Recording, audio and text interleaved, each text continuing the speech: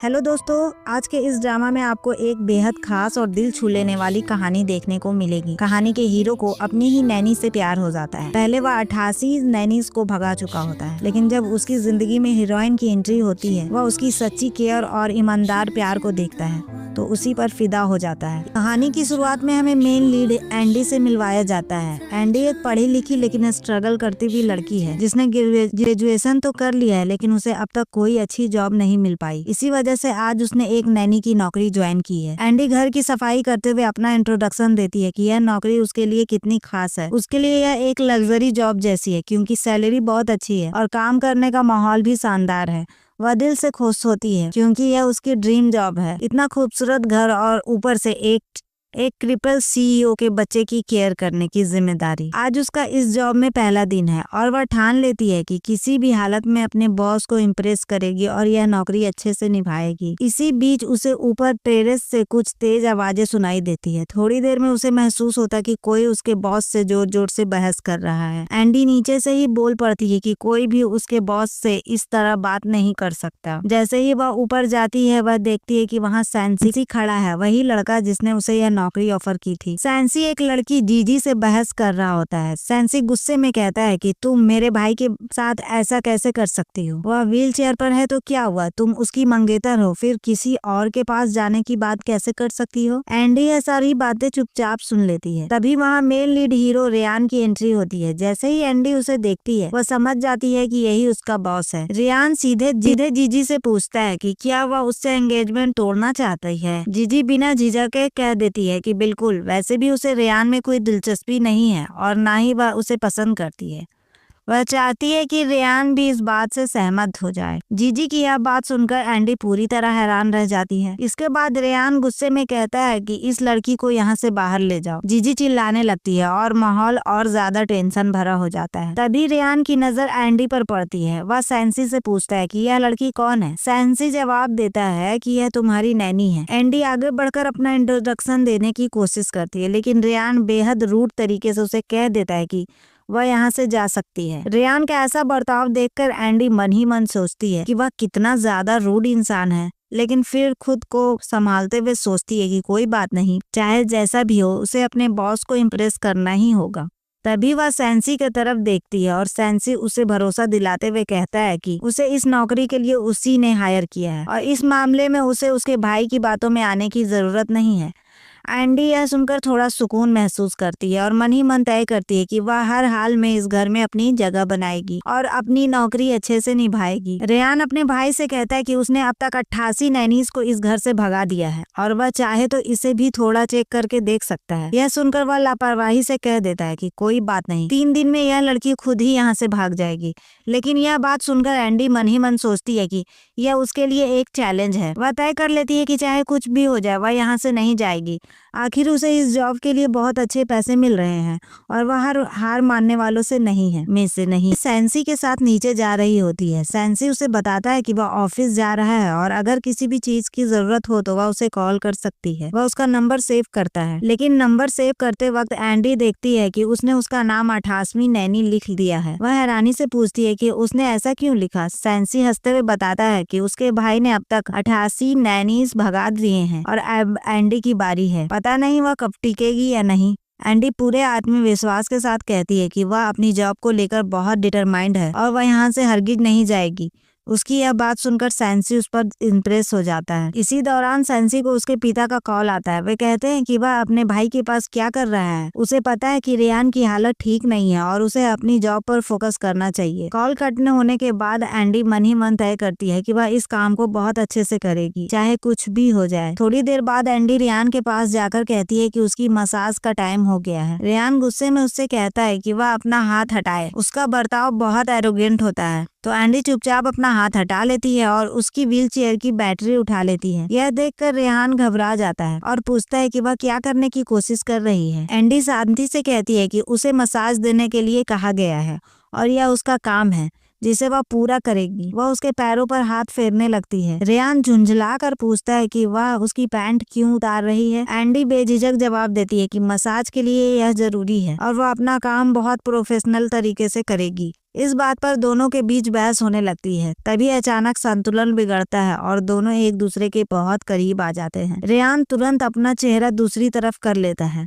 Andy उसकी pant उतारकर अलग रख देती है और कहती है कि अब हो गया। रेयान मन ही मन सोचता है कि यह लड़की कितनी बेशरम है। एंडी उसके पैरों को देखकर कहती है कि क्या उसे देखकर उसे बुरा महसूस हो रहा है। रेयान जवाब देता है कि क्या उसे दर्द महसूस नहीं हो रहा। एंडी कहती है कि दर्द तो रोजमर्रा की जिंदगी का हिस्सा है। रेयान बोलता है कि सिर्फ बाहर का ही नहीं, अंदर का दर्द भी बहुत तकलीफ देह होता है। एंडी कहती है कि ऐसा कुछ नहीं है। अगर वह अपना काम सही से ना करे और उसे जॉब से निकाल दिया जाए तो उसे भी बहुत दर्द और गिल्ट महसूस होगा, इसीलिए वह अपना टास्क पूरा करना चाहती है। रेयान कह देता है कि कुछ कैजुअल सा। एंडी उसके लिए खाना बनाकर लाती है, लेकिन वह नखरे करते हुए कहता है कि यह बहुत ग्रीसी है। वह दूसरी डिश लाती है तो वह कह देता है कि उसका मन नहीं है। 2-3 बार ऐसा ही होता है और आखिर में रेयान कह देता है कि उसे भूख नहीं है और वह वहाँ से चला जाता है। एंडी टेबल पर बैठकर खुद खाना खाने लगती है क्योंकि उसे बहुत भूख लगी होती है। तभी सैंसी वहाँ आता है और एंडी के बनाए खाने की तारीफ करता है। वह कहता है कि खाना बहुत स्वादिष्ट है। एंडी उदास होकर कहती है कि उसके भाई को तो उसका खाना बिल्कुल पसंद नहीं आया। दोनों उसके खाने की पसंद नापसंद को लेकर बातें करने लगते हैं। अगले दिन सुबह एंडी रेयान को गुड मॉर्निंग कहती है और पूछती है कि वह नाश्ते में क्या खाना पसंद करेंगे। रेयान फिर वही कहता है कि कुछ कैजुअल सा। एंडी मन ही मन सोचती है कि उसे बस यही 2 शब्द बोलना आता है लगता। वह नाश्ता बनाने चली जाती है। किचन से इतनी अच्छी खुशबू आने लगती है कि रेयान का दिल खाने को करने लगता है, हालांकि उसका पेट दर्द भी कर रहा होता है। एंडी जब पहली डिश लाती है तो वह कह देता है कि कुछ हल्का सा बनाओ। फिर वह सैंडविच बनाकर लाती है, लेकिन रेयान फिर मना कर देता है और चला जाता है। रेयान मन ही मन सोचता है कि एंडी अभी तक गई क्यों नहीं और उसे उम्मीद होती है कि वह चली जाएगी, लेकिन साथ ही वह उसके हाथ का खाना भी खाना चाहता है। एंडी दोबारा कुछ बनाती है, लेकिन रेयान प्लेटिंग पर नखरा निकाल देता है। उसे गुस्सा आने लगता है कि अगर उसने प्लेट रख दी होती तो शायद वह टेस्ट कर लेता। रात को रेयान बहुत भूखा होता है। वह चुपके से फ्रीज खोलता है और उसमें एक बॉक्स देखता है जिस पर लिखा होता है कि उसे गर्म करके खाना खा लेना। वह माइक्रोवेव में रखता है और टाइम देखता रहता है। खुशबू इतनी अच्छी होती है कि उससे रहा नहीं जाता और वह तुरंत खाना खाने लगता है। उसे एंडी का बनाया खाना बहुत पसंद आता है। वह वही उसका रिव्यू देता है और चला जाता है। यह सब सैंसी बाहर से कैमरे में देख रहा होता है और सोचता है कि उसके भाई को इतनी भूख लगी थी, लेकिन उसने कभी बताया ही नहीं। सैंसी अपने भाई से पूछता है कि क्या इस नैनी को हमेशा के लिए रख लिया जाए। रेयान कहता है कि इस बारे में सोचा जाएगा। दूसरी तरफ एंडी सो रही होती है। सुबह उसे उसकी सैलरी मिलती है, जिसे देखकर वो बहुत खुश हो जाती है और सोचती है कि शायद उसका बॉस उससे इम्प्रेस हो गया है। जब वह फ्रिज खोलती है तो देखती है कि डिब्बा खाली है और एक नोट रखा है कि सुबह उसे कैसा नाश्ता चाहिए। एंडी वही सब बनाती है। रेयान बाहर आता है। उसे फिर से भूख लग रही होती है और वह कहता है कि उसे पता है ना कैसा नाश्ता बनाना है। एंडी मुस्कुराकर कहती है कि उसे सब पता है। रेयान उसका नाश्ता बड़े चाव से खाता है और एंडी की कुकिंग की बहुत तारीफ भी करता है और उसकी कुकिंग स्किल से इम्प्रेस होने लगता है। इसी बीच एंडी एक फोटो फ्रेम देखती है जिसमें रेयान अपने बेस्ट फ्रेंड के साथ खड़ा होता है। तभी उसका बेस्ट फ्रेंड और उसकी मंगेतर वहाँ शादी का कार्ड देने आ जाते हैं। वे बताते हैं कि वे शादी करने जा रहे हैं और रेयान को इनवाइट करने आए हैं। एंडी समझ जाती है कि रेयान की मंगेतर का उसके बेस्ट फ्रेंड के साथ अफेयर था, इसी वजह से उसने रेयान को छोड़ दिया। कार्ड देते वक्त वे जानबूझकर बदतमीजी करते हैं और एंडी रेयान की तरफ देखकर कहती है कि वह इन्हें सबक सिखा देगी। बहस बढ़ जाती है। बेस्ट फ्रेंड कहता है कि रेयान ने अपनी नैनी को ज्यादा सिर पर चढ़ा रखा है। गुस्से में एंडी उसे पंच मार देती है। रेयान गार्ड्स को बुलाकर उन्हें बाहर निकलवा देता है। इसके बाद रेयान एंडी से कहता है कि वह उस पर तरस खाकर उसकी केयर कर रही है ना। एंडी तुरंत कहती है कि ऐसा कुछ नहीं है। रेयान गुस्से में कह देता है कि वह अब से फायर है और उसे यहाँ आने की कोई जरूरत नहीं है। एंडी को बहुत बुरा लगता है। वह कहती है कि उसने कुछ गलत भी नहीं किया, बल्कि उसने ईमानदारी से अपना काम किया है। गुस्से में वह वहाँ से चली जाती है। रात को रेयान उदास बैठा होता है और एंडी के बारे में सोच रहा होता है। तभी सैंसी आता है और उसे समझाता है। रेयान बताता है कि उसने एंडी को निकाल दिया है। सैंसी हैरान हो जाता है और कहता है कि उसे वापस बुलाना चाहिए। रेयान भी मन ही मन यही चाहता है। दूसरी तरफ एंडी अपने घर जाती है। वहाँ उसके घर वाले उससे झगड़ा करते हैं कि वह दूर जाकर नौकरी क्यों कर रही थी। तभी डोरबेल बजती है और सैंसी उसे मनाने के लिए वहाँ पहुँच जाता है। एंडी उसे देखकर खुश हो जाती है। सैंसी जैसे ही घर के अंदर आता है, उसे अंदर से खाने की खुशबू महसूस होती है। वह बिना कुछ सोचे समझे अंदर चला जाता है। सैंसी का बहुत अच्छे से स्वागत कर रहे होते हैं। सभी उसे बड़े प्यार से ट्रीट कर रहे थे। दूसरी तरफ रेयान का मन कुछ भी खाने का नहीं कर रहा था, क्योंकि अब उसे एंडी के हाथ के खाने की आदत हो चुकी थी। जब सैंसी खाना खा रहा होता है तो एंडी उससे पूछती है, क्या हुआ, क्या वह किसी जरूरी काम में से आया था यहाँ? सैंसी एक पल के लिए सोचता है और उसे याद आता है कि वह तो जरूरी काम के लिए ही आया था, लेकिन खाना देखकर सब कुछ भूल गया। वह तुरंत एग्रीमेंट पेपर निकालकर एंडी को दिखाता है और बताता है कि उसका बॉस बहुत शर्मिंदा है और वह चाहता है कि एंडी वापस जॉब पर आ जाए। उसे बहुत बड़ी गलती हो गई उससे। जैसे ही एंडी के ग्रैंडफादर यह बात सुनते हैं, उनकी तबीयत अचानक खराब होने लगती है। उसके मम्मी पापा घबरा जाते हैं और बोल भी नहीं पाते, बस इशारों में कुछ समझाने की कोशिश करते हैं। सैंसी को कुछ समझ नहीं आता। एंडी उनकी तरफ देखकर सॉरी कहती है और इशारों में सैंसी को समझाने की कोशिश करती है कि वे चाहते हैं कि वह रोज यहाँ आया करे और वे उससे खुश हैं। हालांकि असल में वे चाहते होते हैं कि वह रोज ना आए। सेंसी थोड़ा डर जाता है और पूछता है कि क्या अंकल यही कहना चाह रहे हैं? एंडी हाँ में सर हिला देती है। जब एंडी एग्रीमेंट पेपर पढ़ती है तो वह हैरान रह जाती है, क्योंकि उसमें उसकी सैलरी 6 गुना बढ़ाई गई होती है। यह देखकर उसके घर वाले भी बहुत खुश हो जाते हैं और उन्हें यकीन ही नहीं हो रहा था कि उसे इतना ज्यादा सैलरी मिलने वाली है। सेंसी उन्हें समझा लेता है और आखिरकार एंडी एग्रीमेंट पर साइन कर देती है। सेंसी के जाने के बाद एंडी अपने मम्मी पापा और ग्रैंडफादर से कहती है कि यह जॉब उसके लिए बहुत जरूरी है। वह वादा करती है कि सैटरडे संडे वह हमेशा घर आ जाया करेगी और अपना काम पूरी ईमानदारी से करेगी। उसकी बात सुनकर उसके घर वाले भी मान जाते हैं। उधर सेंसी जैसे ही कार में बैठता है, उसके पापा का कॉल आता है। वे उसे डांटते हुए कहते हैं कि वह अपने भाई के मामलों में क्यों उलझ रहा है और उसे कंपनी पर ध्यान देना चाहिए, ना कि अपने भाई पर। उसे तुरंत ऑफिस आने को कहा जाता है। इधर रेयान अकेला बैठा यही सोच रहा होता है कि शायद एंडी को वह बिल्कुल भी पसंद नहीं है। 2 दिन गुजर जाते हैं और एंडी जॉब पर नहीं आती। रेयान खुद से कहता है कि शायद वह सच में वापस नहीं आना चाहती। उसे लगता है कि उसकी जिंदगी में कोई भी उसे पसंद नहीं करता और वह हर कोई उसे अकेला छोड़कर चला जाता है। बस उसकी बिल्ली ही उसका साथ देती है। सुबह जब रेयान की आँख खुलती है तो सामने एंडी को खड़ा देखकर वह चौंक जाता है। उसे लगता है कि वह सपना देख रहा है और वह फिर से लेट जाता है। तभी एंडी बोलती है कि बॉस, मैं आ चुकी हूँ और आप पूरी रात यहीं सोए थे ना? यह सुनकर रेयान हैरान भी होता है और मन ही मन खुश भी। एंडी कहती है कि वह उसके लिए कुछ पकाने जा रही है। रेयान तुरंत अंदर जाकर अच्छे से तैयार होता है, जैसे वह चाहता हो कि एंडी को वह अच्छा लगे। जब वह बाहर आता है, एंडी किचन में खाना बना रही होती है। वह उसे बैठने को कहती है और ब्रेकफास्ट तैयार करती है। रेयान उससे पूछता है कि क्या कल उसका कोई काम था। एंडी बताती है कि कल वह वीकेंड था ना, इसलिए वह घर पर थी। यह सुनकर रेयान समझ जाता है कि वह सिर्फ वीकेंड की वजह से 2 दिन नहीं आई थी। जब एंडी ब्रेकफास्ट कर परोसती है और उससे खाने के लिए पूछती है तो रेयान पहली बार बहुत पोलाइटली तरीके से कहता है कि हाँ ले आओ। एंडी हैरानी से उसे देखती है और पूछती है कि वह इतना अच्छा क्यों हो रहा है। रेयान मान लेता है कि गलती उसी की थी। तभी सैंसी आ जाता है और मजाक में कहता है कि एंडी वापस आ गई है। रेयान थोड़ा जलन महसूस करता है और पूछता है कि वह इतना खुश क्यों है। सैंसी हंसकर कहता है कि उसे लगा था एंडी जॉब पर नहीं आएगी। इसी बीच वह बताता है कि जूचैन और जीजी की एंगेजमेंट होने वाली है और उन्हें वहां जाना होगा। यह सुनकर एंडी कहती है कि ठीक है, वे सबक सिखाएंगे। वह सैंसी के साथ बैठकर प्लानिंग करने लगती है। यह देखकर रेयान को थोड़ा गुस्सा आता है कि दोनों इतने पास बैठकर बातें क्यों कर रहे हैं। वह पूछता है कि वे क्या प्लान कर बना रहे हैं। दोनों कहते हैं कि उसे चिंता करने की कोई जरूरत नहीं, बस उनके साथ चलना है। एंडी रेयान के बाल देखकर कहती है कि अगर उसे फंक्शन में जाना है तो उसके बाल ऐसे ठीक नहीं लगेंगे। वह ऑफर करती है कि अगर वह चाहे तो उसके बाल काट सकती है। रेयान हामी भर देता है, लेकिन एंडी से गलती हो जाती है और बाल गलत कट जाते हैं। रेयान समझ जाता है कि गड़बड़ हो गई है। एंडी डरकर मुस्कुराती है और कहती है कि थोड़ी गलती हो गई है, लेकिन इसे ठीक किया जा सकता है। तभी बारिश शुरू हो जाती है। रेयान कहता है कि रहने दो, वह कहीं जाकर बाल सेट करवा लेगा। जब वे सैलून पहुंचते हैं तो वहां का स्टाफ रेयान के बाल देखकर हैरान हो जाता है। वह पूछता है कि यह किसने किया। एंडी वहां से भाग जाती है। जैसे तैसे रेयान अपने बाल ठीक करवा लेता है। वापस आते वक्त बारिश तेज हो जाती है। एंडी छाता लेकर खड़ी होती है और रेयान से कहती है कि वह भीग रहा है। दोनों के बीच छाते को लेकर बहस होती है। तभी एंडी एक सॉल्यूशन ढूंढ लेती है और रेयान की गोद में बैठ जाती है। वह कहती है कि अब वह व्हील चेयर चला ले, वे घर पहुंच जाएंगे। यह देखकर रेयान बहुत इम्प्रेस हो जाता है। घर पहुंचकर एंडी दरवाजा खटखटाती है, लेकिन अंदर से कोई आवाज नहीं आती। वह घबरा जाती है और अंदर जाकर देखती है कि रेयान की तबीयत खराब हो चुकी होती है। वह कहती है कि डॉक्टर को बुलाना पड़ेगा। रेयान उसे फैमिली डॉक्टर को कॉल करने के लिए कहता है।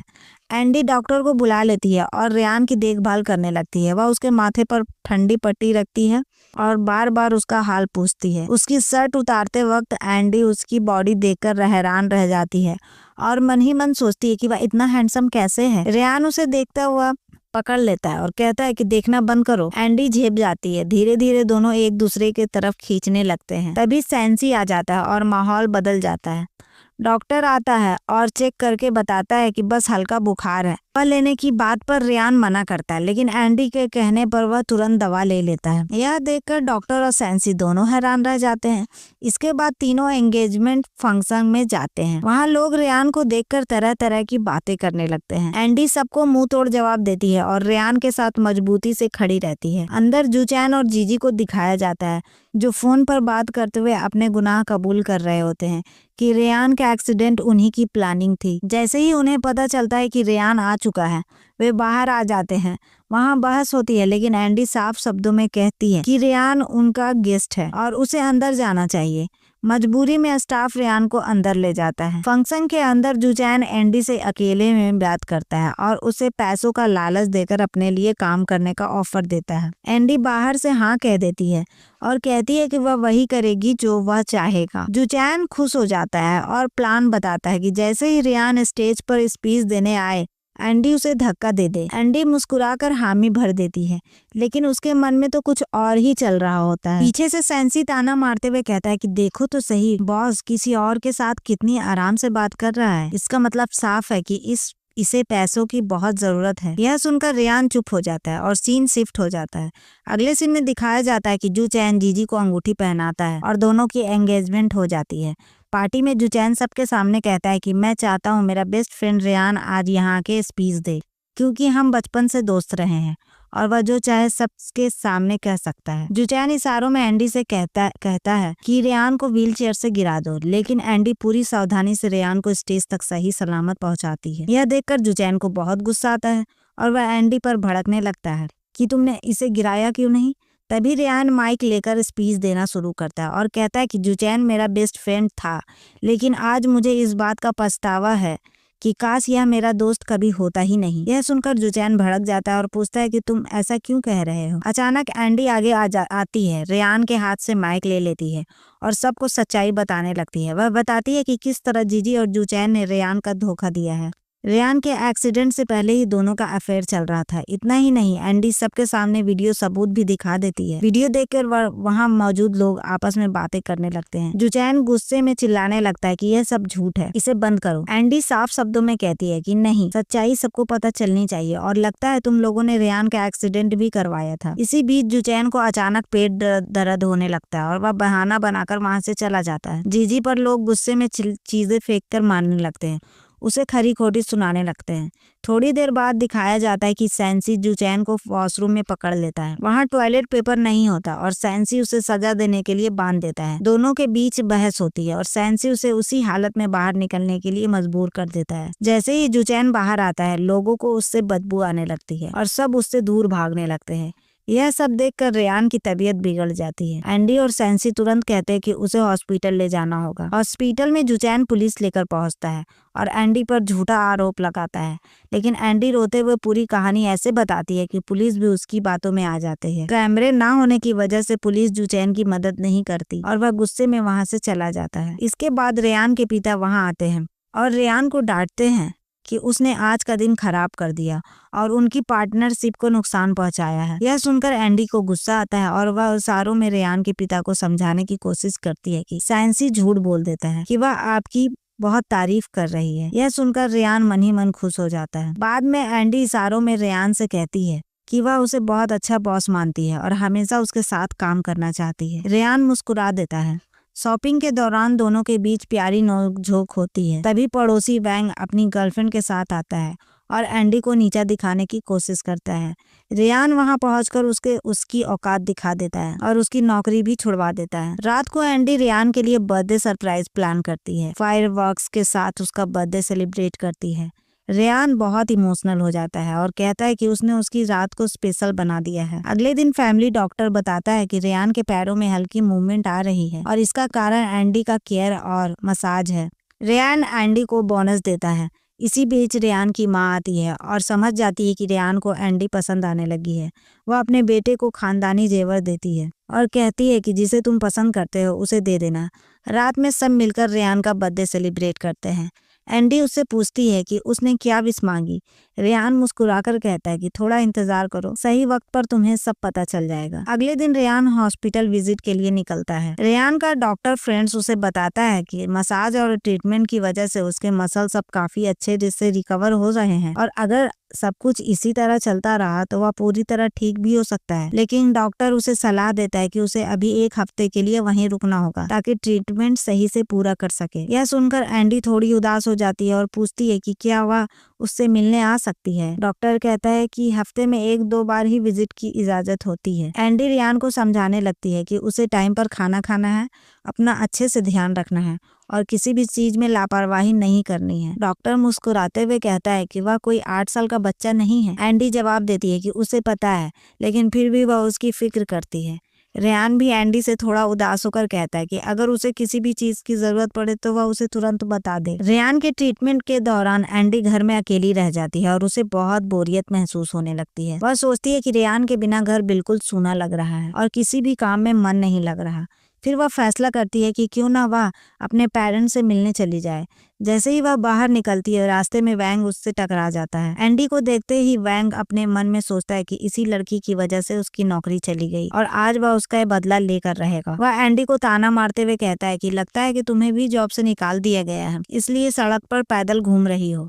एंडी शांति से कहती है कि ऐसा कुछ भी नहीं है, लेकिन वैंग उससे बहस करने लगता है और जबरदस्ती कहता है कि उसके साथ चले। उसके दोस्त वहाँ हैं और बहुत मजा आएगा। उसे डरपोक कहकर चैलेंज करता है कि लोग जान जाएंगे कि वह क्या काम करती है। अंदर ही अंदर वह प्लान करता है कि आज वह अपने दोस्तों के सामने एंडी को जलील करेगा। दूसरी तरफ दिखाया जाता है कि बिजनेस के काम से सैंसी कहीं जा रहा होता है और अचानक वह एंडी को वैंग के साथ देख लेता है। उसे शक होता है और वह तुरंत अपने भाई रेयान को मैसेज करके सारी सच्चाई बता देता है। उसी समय रेयान का ट्रीटमेंट चल रहा होता है और वह पहले से काफी बेहतर महसूस कर रहा था। जैसे ही वह अपने भाई की कॉल सुनता है, वह परेशान हो जाता है और सोचने लगता है कि यह कैसे हो सकती है और लड़के के साथ कैसे हो सकती है। वह तुरंत अपने भाई से कहता है कि उसे उसी होटल में लेकर चले। जब वे लोग होटल पहुंचते हैं तो वहाँ वैंग की प्लानिंग सुन लेते हैं। वैंग वेटर से बता रहा होता है कि एंडी को कैसे जलील करना है और सारी महंगी ड्रिंक्स का बिल उसी के नाम पर डाल देना। यह सब सुनकर रेयान समझ जाता है कि वैंग एंडी के साथ क्या करने वाला है। वैंग को उसी की भाषा में सबक सिखाया जा सके। सीन चेंज होता है और दिखाया जाता है कि वेट्रेस अंदर आती है और पूछती है कि एंडी कौन है। एंडी इशारा करके कहती है कि वही है। वेट्रेस बताती है कि उन्होंने ये ड्रिंक्स मंगवाई है और इसका बिल उन्हें ही पे करना होगा। वहीं वैंग जोर देकर कहता है कि हाँ, बिल तो एंडी को ही देना पड़ेगा। जैसे ही वेट्रेस वाइन की कीमत बताती है, वैंग के होश उड़ जाते हैं। लोग ताली बजाने लगते हैं कि और कहते हैं कि चलो अब बिल पे करो। घबरा कर वैंग कहता है कि वह बिल नहीं देगा, एंडी ही देगी। इस पर सब लोग हैरान हो जाते हैं और वेट्रेस सख्ती से कहती है कि किसी न किसी को बिल तो देना ही होगा। तभी अचानक रेयान वहां आ जाता है और कहता है कि वह पूरा बिल पे करेगा। रेयान को देखकर एंडी बहुत खुश हो जाती है और कहती है कि जब तुम चले गए थे तब से मैं तुम्हें बहुत मिस कर रही थी। वहां मौजूद सारी लड़कियां रेयान को देखकर इम्प्रेस हो जाती है और आपस में कहने लगती है कि वाकई में वह बहुत हैंडसम है। एंडी ने बिल्कुल सही बताया था। एंडी मुस्कुराते हुए कहती है कि उसने पहले ही कहा था कि उसका बॉस बहुत अच्छा है। यह सुनकर रेयान हल्की सी मुस्कान के साथ खड़ा रहता है। फिर वह सबको कहता है कि आज की पार्टी उसकी तरफ से है। यह सुनते ही सारी लड़कियां और भी ज्यादा खुश हो जाती है और एंडी गर्व से कहती है कि उसका बॉस दिल से भी बहुत अच्छा इंसान है। कहा जाता है कि एंडी किचन में खाना बना रही होती है। तभी अचानक एंडी की चीख निकल जाती है। रेयान घबरा कर खड़ा हो जाता है और खुद भी हैरान रह जाता है कि वह खड़ा कैसे हो गया। यह देखकर साफ समझ आता है कि एंडी उसके लिए कितनी इम्पोर्टेंट है। जैसे ही एंडी वहां आती है, वह हैरानी से पूछती है कि क्या वह खड़ा हो सकता है। उसी दौरान दोनों का बैलेंस बिगड़ता है और अचानक दोनों के होठ आपस में टकरा जाते हैं। दोनों को एक दूसरे के होठ बहुत सॉफ्ट लगते हैं और वे अंदर ही अंदर शर्मिंदगी में भी महसूस करने लगते हैं। रेयान तुरंत कहता है कि सॉरी, यह गलती से हो गया। एंडी घबराकर बहाना बनाती है और वहां से चली जाती है। कमरे में जाकर एंडी बिस्तर पर लेट जाती है और सोचने लगती है कि यह सब कैसे हो गया। यह उसका पहला किस था और उसने कभी सोचा भी नहीं था कि ऐसा कुछ होगा। वहीं दूसरी तरफ रेयान भी सोच रहा होता है कि कहीं एंडी को बुरा तो नहीं लग रहा होगा, उसे उससे माफी मांगनी चाहिए। वह उसे मैसेज करता है और लिखता है कि सॉरी, यह उसका पहला किस था। जब एंडी मैसेज पढ़ती है तो वह और भी हैरान हो जाती है कि यह रेयान का भी फर्स्ट किस था। वह रिप्लाई करती है कि कोई बात नहीं, गलती उसकी भी थी, दोनों एक दूसरे से सॉरी करते रहते हैं। तभी रेयान उसे मैसेज करता है कि जब वह हॉस्पिटल से वापस आएगा तो उसे एक बहुत जरूरी बात बतानी है। एंडी सोचने लगती है कि आखिर वह कौन सी जरूरी बात होगी और मन ही मन दुआ करती है कि वह जल्दी ठीक हो जाए। हॉस्पिटल में रेयान बहुत मेहनत से ट्रीटमेंट कर रहा होता है। उसका डॉक्टर फ्रेंड उसे देखकर कहता है कि जरूर उसकी जिंदगी में कोई लड़की आ गई है, तभी वह इतना मोटिवेटेड है। नर्सेस भी उसकी मेहनत देखकर इम्प्रेस हो जाती है। दूसरी तरफ एंडी मैसेज पर रेयान से बात कर रही होती है और कहती है कि वह जल्दी घर आ जाए क्योंकि वह उसे बहुत मिस कर रही है। रेयान भी उसे बताता है कि वह भी उसे बहुत मिस कर रहा है। डॉक्टर मजाक में कहते हैं कि लगता है मसाज का असर बहुत ज्यादा हो गया है और अब वह काफी बेहतर महसूस कर रहा है। रेयान कहता है कि अभी वह यह बात सबको नहीं बता सकता क्योंकि कुछ लोग नहीं चाहते कि वह ठीक हो जाए। उधर जुचैन और जीजी रेयान के घर पहुंचते हैं। एंडी दरवाजे पर खड़ी होती है और खड़ी होकर उन्हें अंदर जाने से रोक देती है। जुचैन बुरी तरह बातें करता है और कहता है कि वह अपाहिज आदमी अंदर ही होगा, कहीं जा नहीं सकता। वह कंपनी से जुड़े जरूरी डॉक्यूमेंट्स मांगने लगता है। एंडी साफ कह देती है कि वह रेयान के साथ वफादार है और उसके साथ धोखा नहीं कर सकती। जुचैन की तबीयत खराब होने लगती है, वह उल्टियां करने लगता है और एंडी को धमकाता है कि अगर वह उसकी पार्टनर बन जाए तो वह उसे डबल पैसा देगा। वह बदतमीजी भी करने लगता है। तभी अचानक रेयान वहां आ जाता है। उसे देखकर एंडी बहुत खुश हो जाती है। रेयान और एंडी मिलकर जुचैन और जीजी को जमकर जवाब देते हैं। जीजी गुस्से में कहती है कि एंडी, एक आम लड़की के लिए इतना साइड क्यों ले रहे हो तुम। जुचैन और जीजी के बीच भी बहस होने लगती है। रेयान सख्ती से कहता है कि इन दोनों को यहाँ से लेकर जाओ। इसके बाद रेयान एंडी से कहता है कि उसे पार्क लेकर चले। एंडी उसे झूलों के पास ले जाती है और उसे बैठने को कहती है। एंडी झूला झूल रही होती है, तभी पीछे से रेयान खड़ा होकर उसे झुलाने लगता है। एंडी हैरान होकर पूछती है कि क्या वह चल सकता है। रेयान मुस्कुराकर कहता है कि हाँ, अब वह बिल्कुल ठीक है और बस हॉस्पिटल में उसने बेहतर महसूस किया था। एंडी उसे भी झूले पर बैठने का इशारा करती है। जैसे ही वह बैठता है, एंडी याद दिलाती है कि उसने कहा था कि हॉस्पिटल से आने के बाद वह एक जरूरी बात बताएगा। रेयान कहता है कि अब से उसे उसकी केयर करने की जरूरत नहीं है। एंडी घबराकर पूछती है कि क्या इसका मतलब है कि वह उसे जॉब से निकाल रहा है।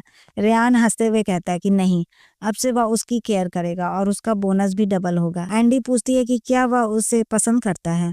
रेयान हाँ कह देता है। एंडी मुस्कुराते हुए उसे किस कर लेती है और कहती है कि वह भी उसे बहुत पसंद करती है। दोनों एक दूसरे को किस करते हैं और खुश हो जाते हैं। दूसरी तरफ सैंसी वीडियो देखकर समझ जाता है कि उसका भाई अब ठीक हो चुका है और उसकी जिंदगी में एंडी आ चुकी है। वह तय करता है कि उसका सीक्रेट ही रहेगा ये। आगे दिखाया जाता है कि रेयान ढेर सारे गिफ्ट्स लेकर एंडी के माता पिता से मिलने जाता है। वह थोड़ा नर्वस होता है लेकिन एंडी उसे भरोसा दिलाती है कि उसके घर वाले उसे पसंद करेंगे। एंडी सबको बताती है कि वह उसका बॉयफ्रेंड है। सब खुश हो जाते हैं। तभी दरवाजे पर वैंग आ जाता है और फिर से बुरी बातें करता है। एंडी गुस्से में दरवाजा बंद कर देती है। रेयान उसे भरोसा देता है कि वह सब संभाल लेगा। आखिर में रेयान और सैंसी मिलकर प्लान बनाते हैं कि जुचैन और जीजी को उनके ही खेल में हराया जाएगा। एंडी जुचैन और जीजी से मिलने जाती है और झूठा भरोसा दिलाती है कि वह उनकी पार्टनर बनेगी। वह जमीन के डॉक्यूमेंट्स देती है और कहती है कि इससे रेयान फंस सकता है। दोनों उसके जाल में फंस जाते हैं और डील फाइनल हो जाती है। सब कुछ प्लानिंग के मुताबिक होने वाला होता है। जैसे ही जुचैन और जीजी वहाँ से चले जाते हैं, उसी वक्त सैंसी और रेयान वहाँ आ जाते हैं। दोनों आपस में बात कर रहे होते हैं कि तभी एंडी सैंसी को सिस्टर इनला कह करके बुलाता है। एंडी हैरान होकर पूछती है कि तुम्हें यह सब कैसे पता चला। सैंसी मुस्कुराते हुए बताता है कि उसने अपने भाई की सुरक्षा के लिए घर में कैमरे इंस्टॉल करवाए थे और उसी में उसने एंडी और रेयान को किस करते हुए देख लिया था। यह सुनकर एंडी थोड़ी झेप जाती है और कहती है कि प्राइवेसी का भी ध्यान रखना चाहिए। तभी रेयान कह देता है कि अब कैमरे हटवा दो, उनकी जरूरत नहीं है। सैंसी हंसते हुए हामी भर देता है। अचानक सैंसी को कॉल आता है और वह रेयान को बताता है कि जुचैन ने एक प्रेस कॉन्फ्रेंस रखी है जहाँ वह सैन ग्रुप और जमीन के डॉक्यूमेंट्स को लेकर आरोप लगाने वाला है। प्रेस कॉन्फ्रेंस में जीजी और जुचैन मीडिया के सामने बैठकर यह दावा कर रहे होते हैं कि रेयान धोखेबाज है और सेन ग्रुप पूरी तरह डूबने वाला है। तभी अचानक रेयान वहां पहुंच जाता है। मीडिया वाले उस पर सवालों की बौछार कर देते हैं। रेयान साफ शब्दों में कहता है कि यह सब उसे फंसाने की साजिश और इसके खिलाफ वह खुद सबूत पेश करेगा। वह डॉक्यूमेंट्स दिखाता है और साबित कर देता है कि उन पर उसके साइन ही नहीं है। यह देखकर जीजी और जुचैन घबरा जाते हैं। तभी जुचैन का दोस्त ताना मारता है कि तुम तो चल भी नहीं सकते थे। उसी पल रेयान सबके सामने खड़ा होकर चलता है। यह देखकर वहां मौजूद सभी लोग शॉक्ड हो जाते हैं। रेयान आगे कहता है कि वह न सिर्फ चल सकता है बल्कि उन सबके खिलाफ सबूत भी लेकर आया है। वह सबको दिखाता है कि किस तरह इन लोगों ने उसके कार एक्सीडेंट की साजिश रची थी। सारे एविडेंस देखकर मीडिया और लोग जुचैन और जीजी के खिलाफ बोलने लगते हैं। जीजी हंगामा करने की कोशिश करती है लेकिन तभी पुलिस वहां पहुंच जाती है और दोनों को गिरफ्तार करके ले जाती है। सब लोग हैरान रह जाते हैं। रेयान राहत की सांस लेता है, एंडी को थैंक यू कहता है और उसे अपने साथ ले जाता है। इसके बाद रेयान के पिता उससे मिलने आते हैं। सैंसी उन्हें रोकने की कोशिश करता है लेकिन वे अंदर चले जाते हैं और देखते हैं कि रेयान और एंडी किस कर रहे हैं। पिता गुस्से में पूछते हैं कि यह सब क्या चल रहा है और उन्हें शिष्टाचार की याद दिलाते हैं। जैसे ही उनकी नजर एंडी पर पड़ती है वे पहचान जाते हैं और कहते हैं कि यह तो वह लड़की है ना जो बोल नहीं सकती थी। तभी एंडी उन्हें हेलो कहती है और सबको पता चल जाता है कि वह बोल सकती है। पिता गुस्से में रेयान को डांटने लगते हैं कि उसने उनकी इज्जत का ख्याल नहीं रखा। तभी रेयान की माँ आती है, अपने पति का कान पकड़कर कहती है कि तुम दोनों बाहर जाओ, यहाँ मैं संभाल लूंगी।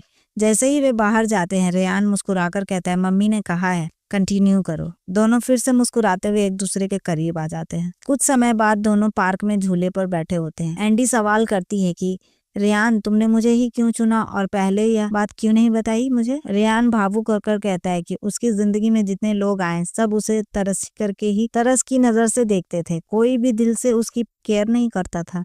लेकिन एंडी पहली लड़की थी जिसने उस पर तरस नहीं खाया बल्कि दिल से उसकी देखभाल की। यही बात उसे सबसे ज्यादा पसंद आई। वह एंडी की तारीफ करता है और कहता है कि वह उसके लिए बहुत खास है और तभी से वह उससे प्यार करने लगा था। एंडी मुस्कुराकर कहती है तुम बहुत अच्छी लाइनें बोल लेते हो। रेयान अपने प्यार का इजहार करता है और कहता है कि वह उसके लिए बहुत इंपॉर्टेंट है। दोनों एक दूसरे को किस करते हैं और इसी के साथ इस ड्रामे की हैप्पी एंडिंग हो जाती है। वीडियो को लाइक करें और प्लीज मेरे चैनल को जरूर सब्सक्राइब करें। बेल आइकन दबाएं ताकि आने वाली वीडियो आपसे मिस ना हो। Thank you guys.